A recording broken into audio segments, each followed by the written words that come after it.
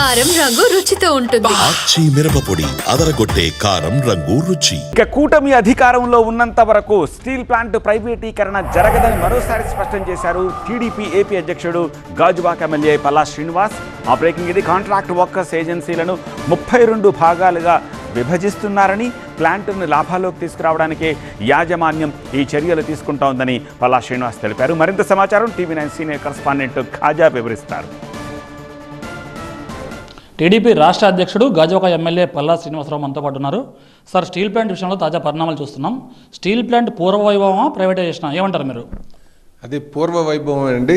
ఎట్టి పరిస్థితుల్లో ప్రైవేటైజ్ కాదు. మేము ఉంటుండగా ఎప్పటికీ కూడా ప్రైవేటైజ్ కాదు. క్రమంగా ఒక్కో డిపార్ట్మెంటు ప్రైవేటైజేషన్ కాంట్రాక్టర్లకి ఇచ్చేస్తున్నారు. 32 డిపార్ట్మెంట్లు తాజాగా టెండర్ నోటీస్ పిలిచారు. ప్లాంట్ ఎఫిషియెంట్గా రన్ చేయాలన్నా, ప్రాఫిట్లో రన్ చేయాలన్నా సరే కొన్ని కఠినటువంటి నిర్ణయాలు తీసుకోవాలి.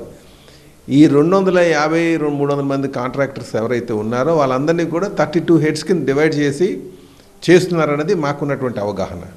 సో దానివల్ల ఎక్కడ కూడా ప్రైవేటైజ్ అయింది ఏం లేదు. డిపార్ట్మెంట్ అలాగే రన్ అవుతుంది. కాకపోతే ఆ ఏజెన్సీలు తగ్గించడం చేసి బిల్ ఆఫ్ క్వాంటిటీస్ ఇచ్చి పర్ఫెక్ట్గా రన్ చేయాలన్న ఉద్దేశమే తప్ప అది ఎక్కడ ప్రైవేటైజేషన్ అనుకున్నారంటే అవగాహన లేనటువంటి వాళ్ళు మాట్లాడే మాటలుగా మనం అభివర్ణించవచ్చని చెప్పి తెలియజేస్తాం. కూటమి ప్రభుత్వం వచ్చిన తర్వాత ఏ సామర్థ్యంతో రన్ అయింది అన్న దాని మీద మనం ఆలోచన చేసుకోవాల్సిన అంటే అవసరం ఉంది. మాకు చాలా నమ్మకం ఉంది. ప్లాంట్ లాభాల్లో నడుస్తుంది. రేపు ఇంకా మంచి లాభార్జన చేయడానికి ఉంది. అదే అక్కడ వాస్తవాలు కూడా ప్లాంట్లోకి వెళ్తే అందరికీ తెలిసిందే.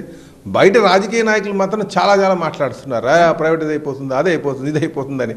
కానీ 14,000 కోట్ల రూపాయలు తీసుకొచ్చి పెట్టింది ఎందుకని అడగాలి మీరు. అలాగే అసలు కొంటున్న కంపెనీ కొనడానికి వచ్చినటువంటి ప్రైవేట్ ఇన్వెస్టర్ ఎవరో పేరు చెప్పాలి. ఆరోపణలు చేసిన వాళ్ళు అందరూ కూడా ఈరోజు చాలామంది చేస్తున్నారా ప్రైవేటైజ్ అయిపోతుందని. అసలు చెప్పానండి, కొనడానికి వచ్చింది ఎవరు? ఒక ఇన్వెస్టర్ పేరుని చెప్పని చూద్దాం.